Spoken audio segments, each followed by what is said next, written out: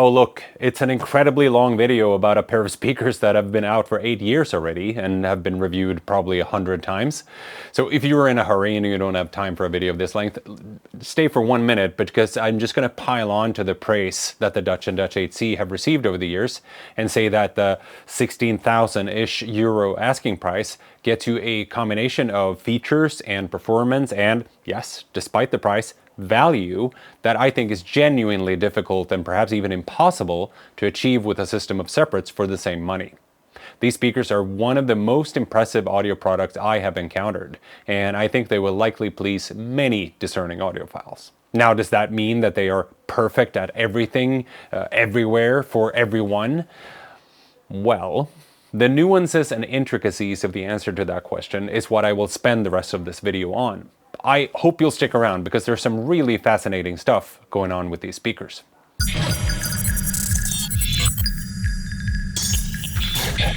This is the second review in my series on active loudspeakers where I try to find out whether they might be the future of high-end audio. Now, why would they be the future? Well, they have some opportunities that regular passive speakers simply don't have. For example, designing a speaker while also designing its amplification gives much greater control over their performance. And putting amplification after the crossover is a design advantage for things like filter roll-off slopes and intermodulation distortion and impedance interaction in the crossover and more. And actually solving time alignment in the digital domain requires a digital crossover, at least to my understanding. And doing the crossover in the digital domain can't be done with most regular speakers because you can't connect amplifiers to each individual driver. Tuning the speakers to their position in the room can be done with some outboard boxes in a traditional setup, but an active speaker with DSP, digital signal processing, can do it to a more precise degree, as you'll hear about soon. And if you're running some processor capable of DSP inside of your speakers, you can likely also implement a few streaming services directly into the speakers, omitting the need for an external streamer. Now, I said those are opportunities. Not every active speaker automatically takes advantage of all of this, and there are some potential disadvantages inherent to active speakers as well, which I'll touch on throughout this video. I suppose most of you are just interested in what I think about their sound, and you can probably skip to that section in the chapters below, but while the sound is the most important part, in this particular case, there is so much going on to affect how they can sound and how they can adapt and how they can be used, so that if you are serious about buying something like this, all that technological context is crucial for the overall value proposition. Now, if you squint your eyes, the Dutch and Dutch 8C and the Kii Three, which I've reviewed previously in this series, might look like a brother from another mother kind of scenario.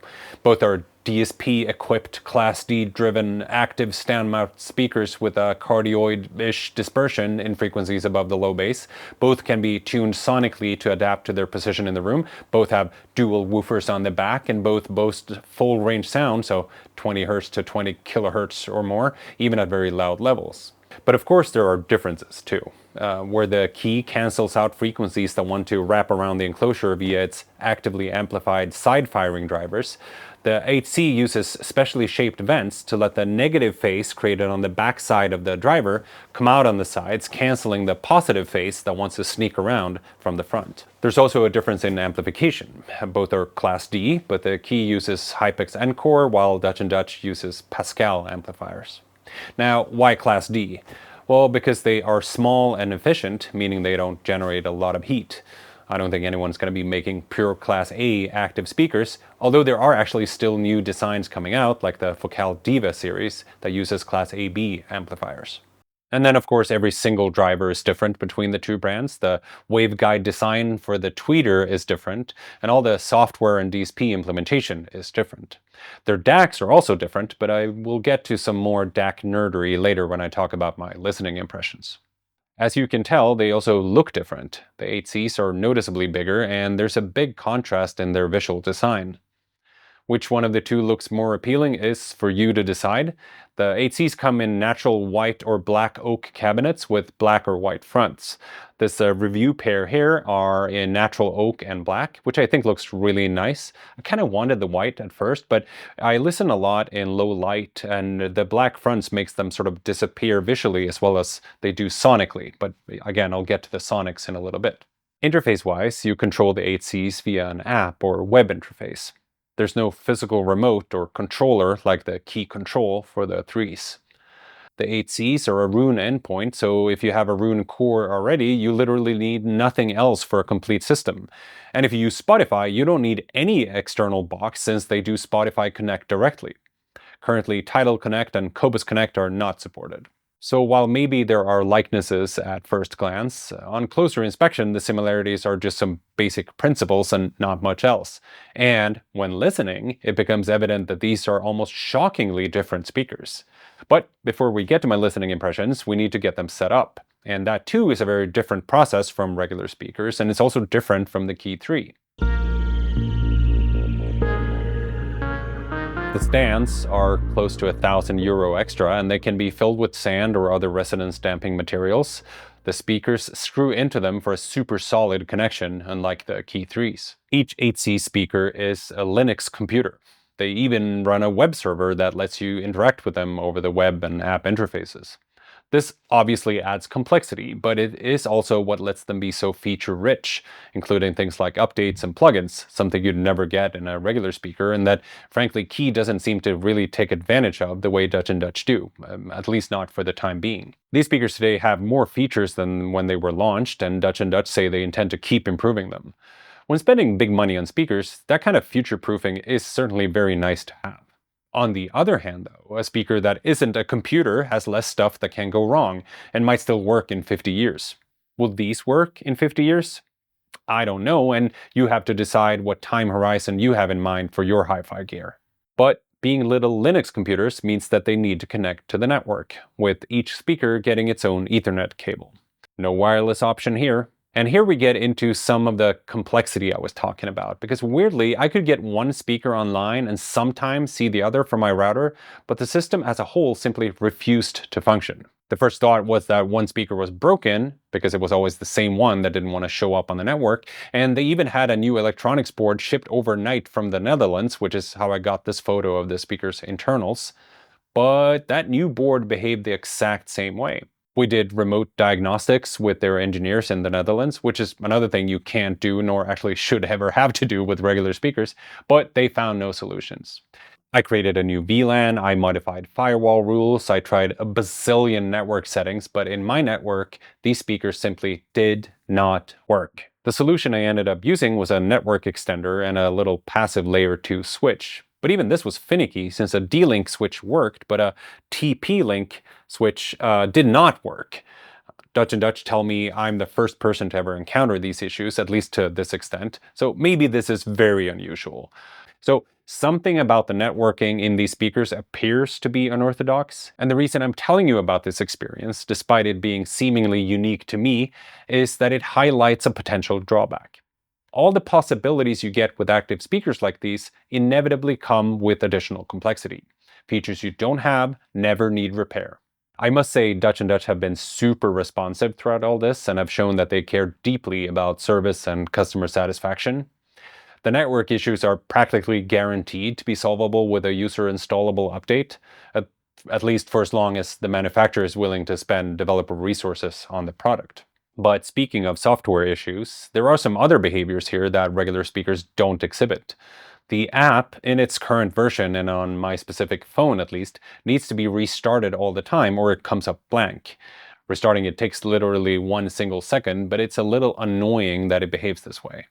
Another issue is that if one speaker loses power or Ethernet connection, I tend to have to power cycle both before they show up in Roon again. And since each speaker is a computer that needs to boot up, power cycling actually takes a bit of time.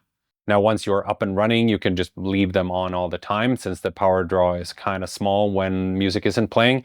I think they are at 7 watts each in sleep mode. European standard for what's allowed to be called standby is I think less than 1 watt, so they called it sleep mode and not standby. Once I had both speakers on the network, and again, for literally everyone but me and my cursed network, this seems to be a super straightforward thing, you now need to tell the speakers how they're positioned. Dutch and Dutch calls this room matching, and there's several layers to it. You can of course start playing music right away without room matching, but that's like buying a pair of fancy running shoes and never tying the laces. So on a basic level, you add boundary information, telling each speaker how far it is from the back wall and side walls. Already at this step, it's more sophisticated than with the Kii Three, where you simply dial in bass support ranging from freestanding to corner position in 12 discrete steps. But since the 8Cs knows the exact distance, they can, at least in theory, tune the bass more precisely to the room. You can also tell the system about your listening triangle, which means the distance between the speakers and the distance to the listening position from each speaker. That means that they can compensate for an asymmetrical listening position. The next step, and this is where it starts to get really interesting, involves using a measurement microphone to calibrate the speakers to your room. You can do this yourself or through Dutch and Dutch's remote commissioning service, or with the help of a local dealer. In the near future, so within a few months of me posting this video, Dutch and Dutch says there will be an updated app and that the speakers will come with a microphone that you connect to your phone, which then guides you through the process. This is not yet released, so I can't comment on it here, but it sure sounds like a welcome improvement to what the process is today. Anyway, I opted to do the calibration myself. In its current form, the process involves using a computer with the Room EQ Wizard software, commonly known as just REW. This program is very powerful, but also one of the best examples I've ever seen of why programmers should never be allowed to design interfaces. It is about as user-friendly as a rabid hyena that's just eaten a ghost pepper. Thankfully, I've used REW a lot before, so it wasn't overwhelmingly daunting, but for beginners it might be a bit rough. I used my 270-ish euro UMIC 2, but UMIC 1 will probably work just as well. When you're done measuring, REW gets to live up to the W, so wizard, part of its full name, by having it compute a series of filters that will turn the frequency response of your measurements to something that closely follows the target curve.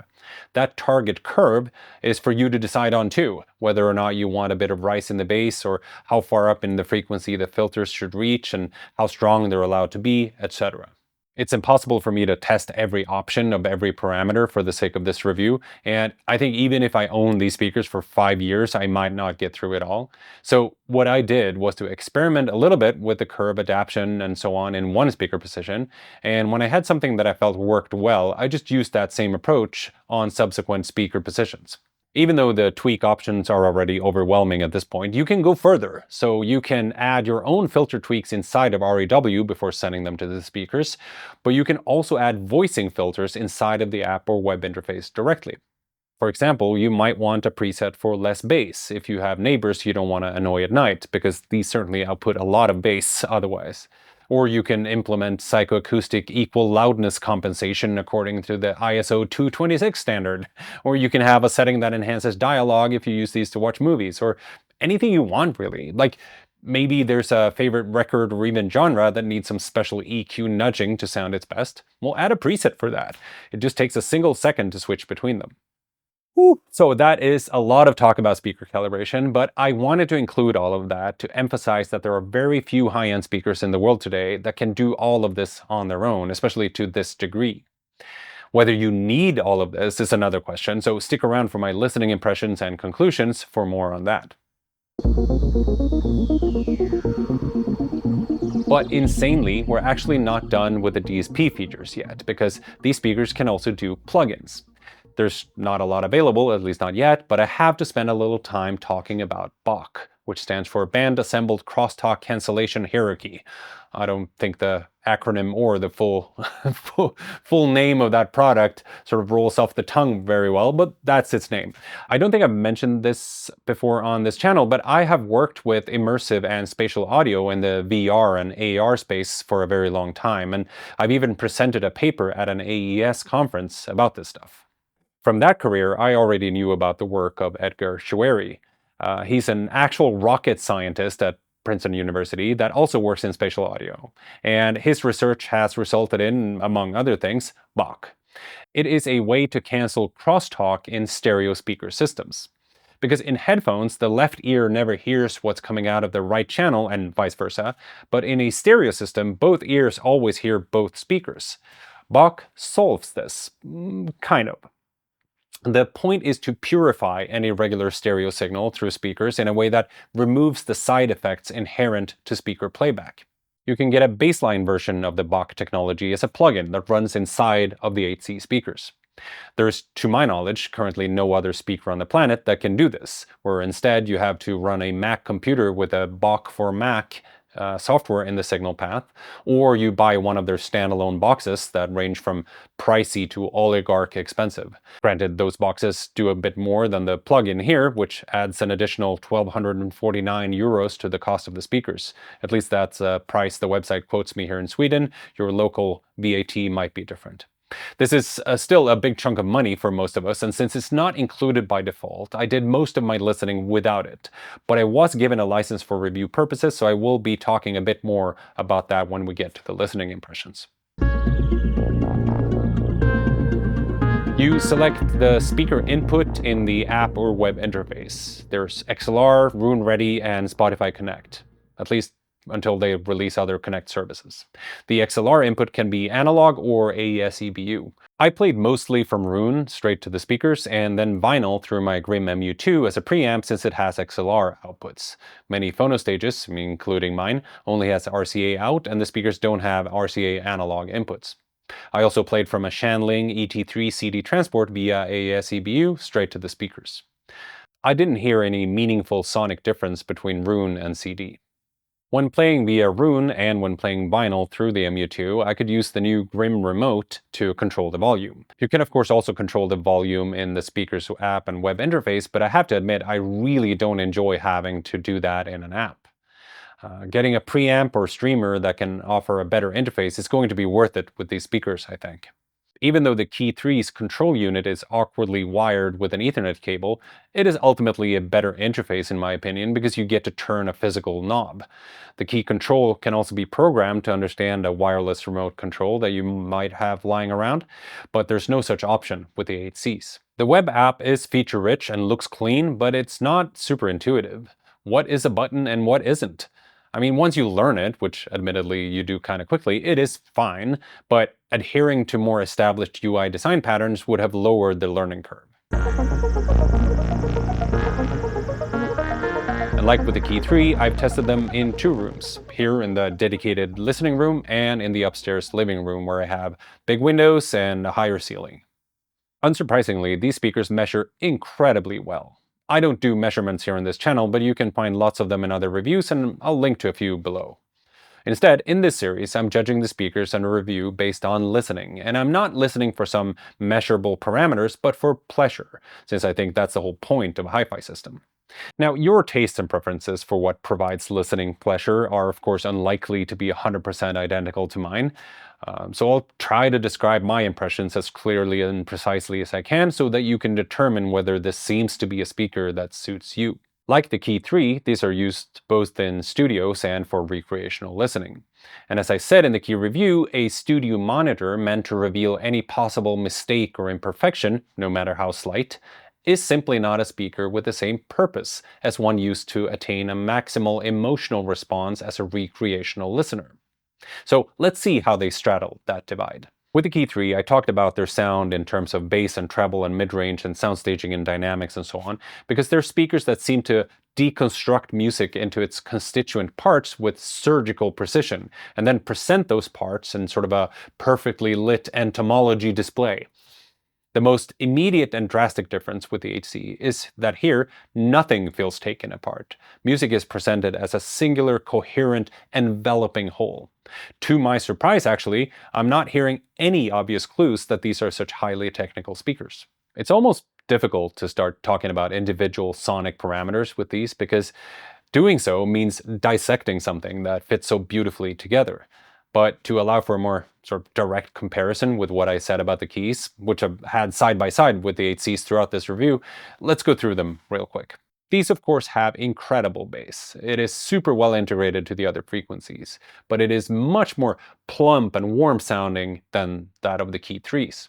Bass that is super tight, starting and stopping with extreme precision, can be a very exciting thing to listen to since it almost feels like it's breaking the laws of physics. It's like a big heavy car that moves like a hummingbird. But for long-time enjoyment and for conveying music's sort of emotional potential, the bass behavior of the 8C might be more appropriate. I don't think it's bloated or overshooting, it's just a big warm hug. The room matching features pretty much only deal with the bass, whereas the acoustic design of the physical speaker itself is what handles their behavior above that, being the sort of cardioid vents on the side and the waveguide for the tweeter. I tried them in many positions across 2 rooms, and sometimes the REW calibration changes very little in the end result, and sometimes it's truly transformative. In the living room, I have a nasty dip that the filters couldn't solve, but calibration made for a clear improvement overall. For treble, I wasn't very enamored with the keys, and I suspected it was its tweeter that was to blame for the sort of listening fatigue that set in quite quickly with those speakers.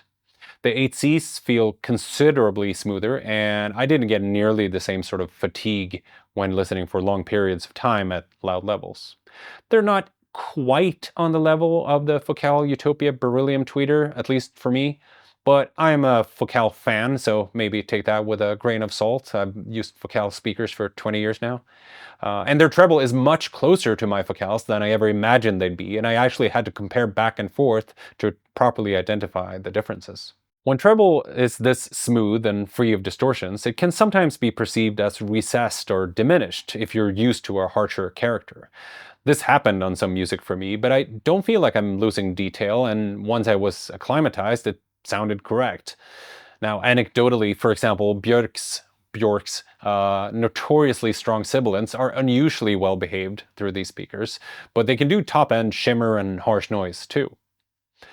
The mid-range is very pleasant. It is enveloping and warm. And I mean warm as in natural and free of artifacts rather than warmth derived from like coloration or exaggerations. So it's warmth in the absence of edges and artifacts that would have made it feel cold.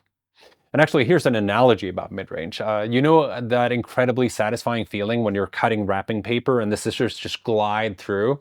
I love it when notes feel that way, and to me, this is primarily a mid-range thing.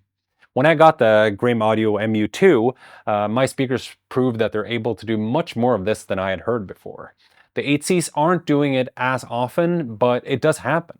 And with the keys, on the other hand, I don't think I ever got that feeling. Speaking of the keys and speaking of mid-range, I found that the Kii Threes didn't reproduce piano music the way I prefer, but with the 8Cs, piano sounds very natural in tone and texture.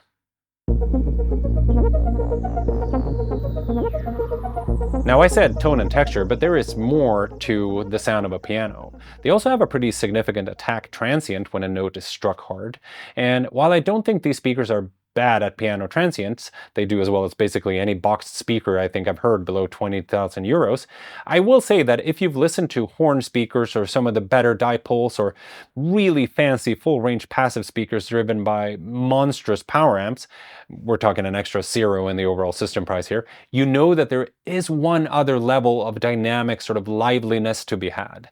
Dynamic capacity isn't just about loud transients either. It's sort of something that permeates the entire sound of a system.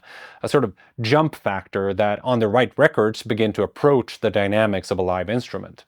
I'm mentioning all of this just to say that while the DSP trickery here is very impressive and astonishingly natural sounding, it doesn't fundamentally turn these speakers into something else entirely. You might have seen the claim that you can EQ any reasonably competent headphones to sound like any other headphone. Well, anyone who actually tries and actually listens knows that you can only get so far. The same thing is true here. The 8Cs are still beholden to the laws of nature and to their physical design. Now, they don't sound dynamically compromised. Their bass prowess means that there is a lot of punch and slam to sounds. Loud is fun with these. I had a blast playing really big, unruly sounds that just get to blossom out and fill the room while remaining super clean sounding. So unless you've heard what ultra dynamic mega systems can do, you will not be missing attack here. But there is a pleasing politeness to their sound overall, and if that jump factor is sort of the one parameter you chase, then maybe something like a super dynamic horn speaker is a better choice for you. Although those probably won't outdo the 8Cs at anything else, so pick your battles. I praised the Kii Threes a lot for how good they were at low volume listening, which I think is an important ability of a speaker. In comparing them with the 8Cs, it's not a dramatic difference, but I think I have to give this one to Kii. Now, as soon as you're up to around like 70 dB, and you can check how loud that is with an app like dB meter, the 8Cs are, to my ears at least, easily the more rewarding and engaging speakers overall. So unless you're listening at a very low volume the majority of the time, I think you can safely ignore this. Now, you might think that this implies a lesser talent for micro detail retrieval at regular listening levels, but I don't think that these hid anything from me that the Kii Threes had showed. To really properly judge soundstage imaging, you need recordings that are of an actual stage, or at least an actual performance, and with a simple stereo microphone setup rather than individually mic'd instruments that are then placed artificially in the mix. Those kinds of recordings are still made, but almost all music released today is not done that way. And I will offer the perhaps controversial opinion, at least in audiophile circles, that lifelike soundstage scale and depth and precision for those kinds of recordings is far less important for most people than things like frequency range and linearity and dynamic capabilities and the sort of overall texture of the sound.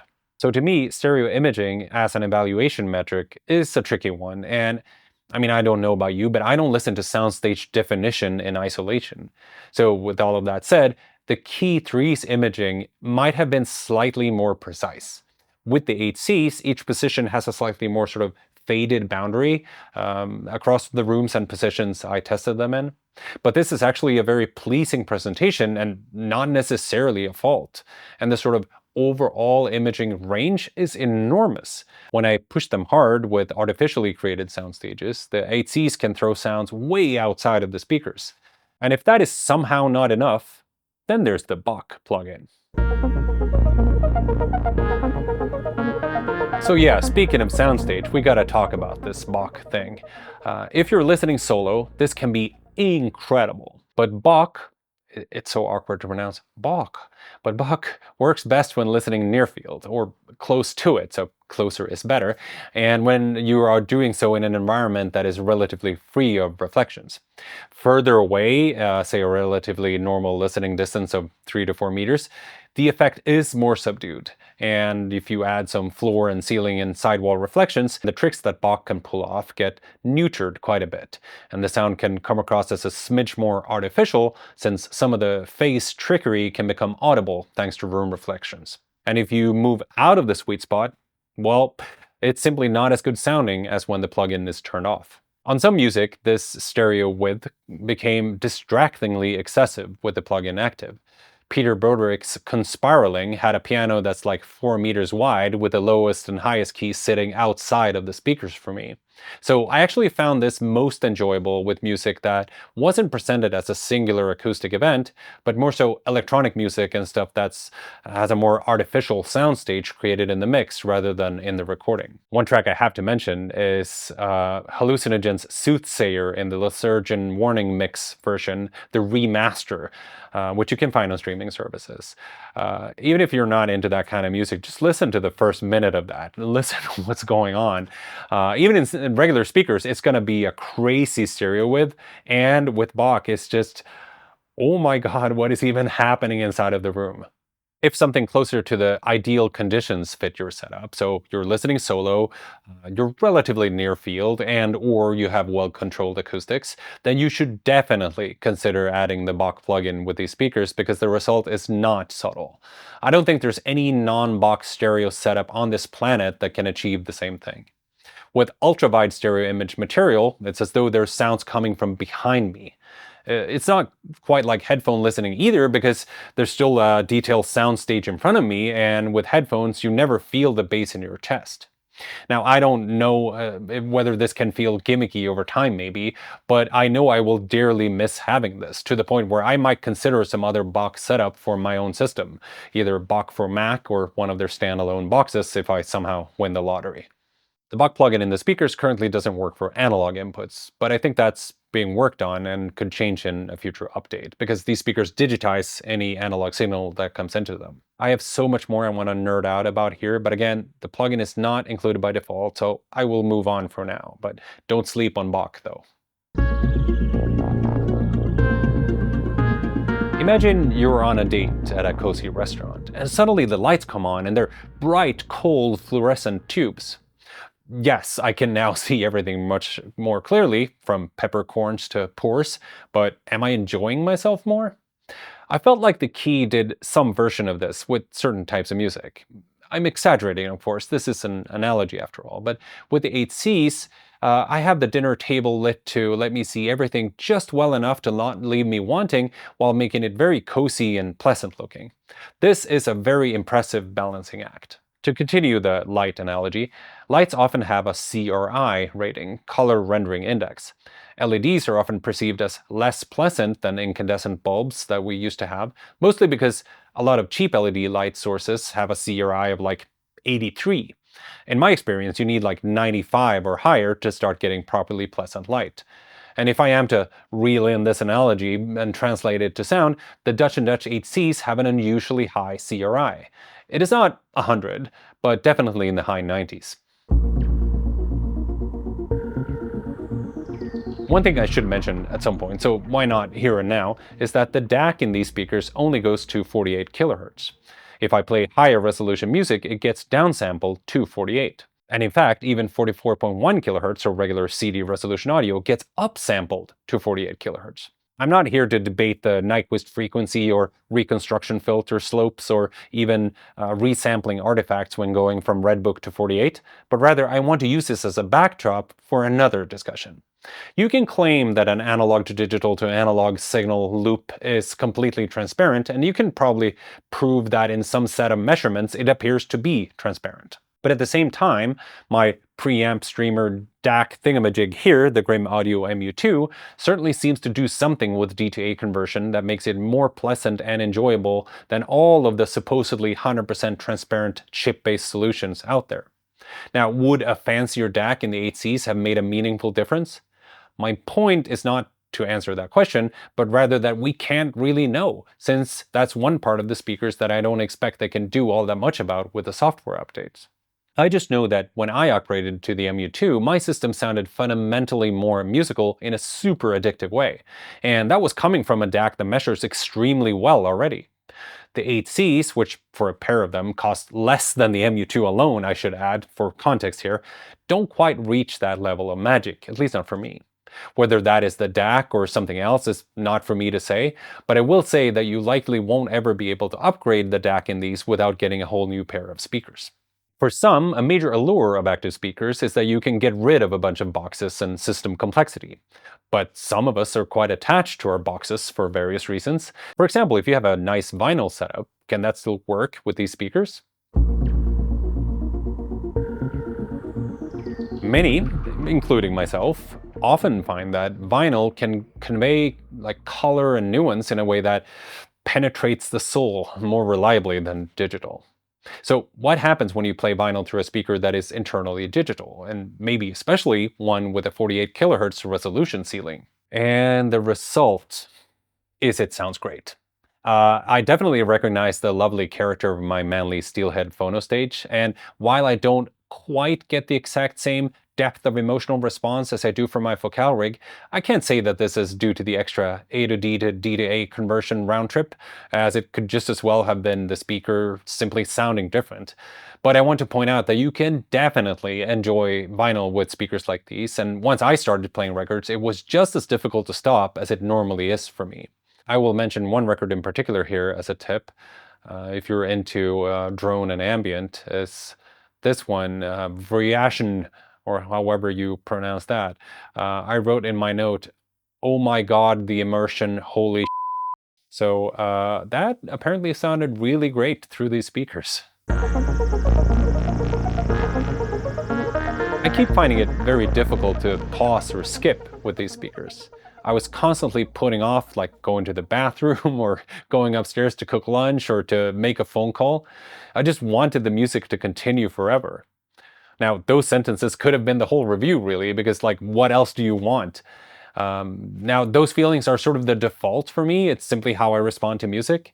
But the 8C's ability to cement this behavior tells me they're doing a lot of things very right. When music playback is so good that it feels like actual magic, it's as though I can sort of hear the insides of sounds, as though they're not just like presented to me so I see their surface perfectly lit from every angle, but rather as though I sense the sounds. This sounds weird, but like all the way through, as if I inhabit the sounds, as if I become the sounds. This probably sounds abstract. I don't know if I can explain it any better, but I have experienced this, so I know it's a real sensation, real effect that music playback can achieve for me. The 8Cs made it into this sort of sensorial territory on a few occasions, but for the most part, I felt as though they sort of sat right up close to the threshold without fully crossing it. And for many, not just in the studio world, but for recreational listening too, the 8C's sort of unflappable honesty is a selling point. Not everyone wants a whole bunch of voodoo magic sprinkled on top of everything they listen to. But they are honest in a very pleasing way. The sound is just exquisitely coherent and whole. It feels very mature, like the ingredients have been allowed to simmer and coalesce for a very long time, sounding sort of as inseparable as the flavors of a really good soup.